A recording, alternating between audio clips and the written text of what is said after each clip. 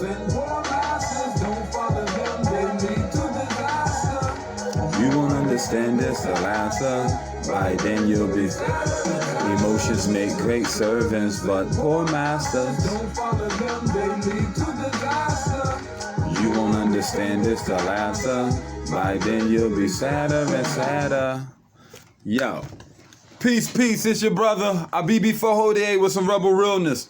Today I want to talk about just that, emotions making great servants but poor masters. Emotions makes great servants but poor masters. That's a proverb coming straight from the land of Kemet, the land erroneously called Egypt by Europeans.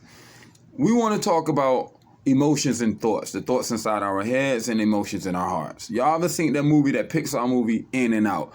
It was pretty much about emotions being personified, and this one emotion didn't wanted to experience all the very ups and downs and different emotions instead of being just allotted to its one emotional space. That's how these thoughts in our head are. That's how these feelings in our hearts are. Like, you got a lot of thoughts in your head. Doubt has a thought. Fear has a voice. Doubt has a voice. Pain has a voice. It's many voices in your head that are screaming, but you have to be the supreme voice. It is your voice. You have to find that voice. We have to go deep within ourselves and find that initial voice, so that voice can silence all the other voices that comes in our head.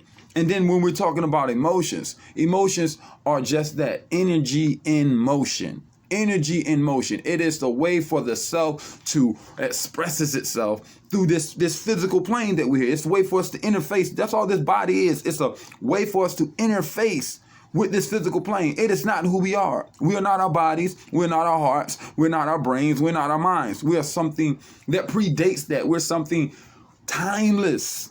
We're the great witnesser, the great witness looking through these portals called eyes. That's what we are. So understanding that we are not just our thoughts. We're not just our feelings. It would behoove us to watch our thoughts like you would watch a movie. Watch your thoughts and choose and pick the thoughts that you want to entertain. Some thoughts you don't want to entertain. You might see a thought that's some bullshit. You might be thinking some bullshit, and you just be like, throw that on out of there. You might be feeling some bullshit. You might be feeling incorrectly. And because you're feeling incorrectly and you're thinking incorrectly, you're identifying with these thoughts and behaviors. That's another part about this. See, people, they get these thoughts and these feelings and they become the thought and the feeling. Like you're going through the emotion of sadness, and you're not just going through sadness. You become sad, where you're this sad person and everything that you're doing is wrapped around sadness. The sun is wrapped around sadness. Raindrops is wrapped around sadness. Everything is just so sad. Or it could be anger. I had to deal with that myself. You know what I mean? Just letting y'all get a little personal thing into myself. I had to deal with anger. You know what I mean? That's anger. I had a lot of built up rage inside myself. I had to learn how to control that. Not shun it and act like it didn't exist. No, embrace it. Embrace that emotion and realize that emotion is fuel. Now, I could be a slave to that emotion, anger, or I can use anger and have something called righteous rage. I can use that when it's time to challenge. It's time to challenge something. Facing an obstacle. I can harness that feeling, that same energy of anger. Instead of being angry and destructive, I can use that to be angry and productive. So that's what I'm talking about. How to convert the energy, because it's all energy in motion. Your thoughts, your feelings. It's all energy. It's all energy, and we gotta learn how to conduct this energy, because the powers that be know how to conduct the energy. They know how to control the energy of thought. They know how to control the energy of feeling and use that to sway people to and fro.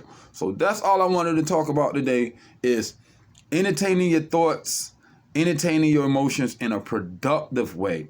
Identifying with your true self and realizing that emotions and thoughts are just things that allow us to interface through this physical reality. They're aids. They're not masters. Like I said before, emotions make great servants, but poor masters. Master yourself. Be a ruler. Peace.